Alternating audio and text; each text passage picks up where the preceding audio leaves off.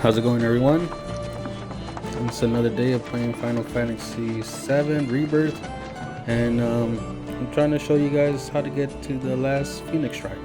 If you're trying to find it, you first have to do a quest with Rhonda to be able to access this area called the Crow's Nest.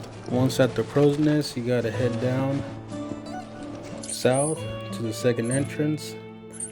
See the shrine there. Instead of going inside the city, take a right and follow the road straight to the shrine.